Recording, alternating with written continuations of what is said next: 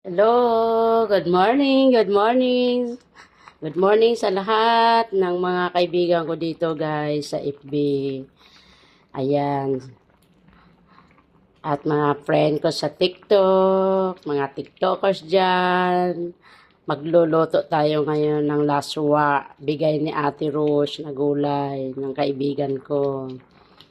Ayan. Nilagyan ko ng chicharon, tsaka hipon, kalabasa at sa talong, saluyot, with kamatis.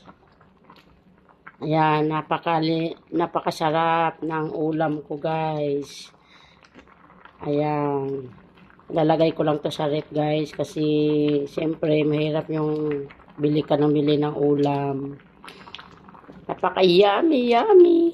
Laway-laway kayo nito guys, oh. Maglalaswa-laswa tayo muna ngayon na walang mantika. Ayan. Lagyan ko ng magic cubes. Yan lang ang panglasa ko.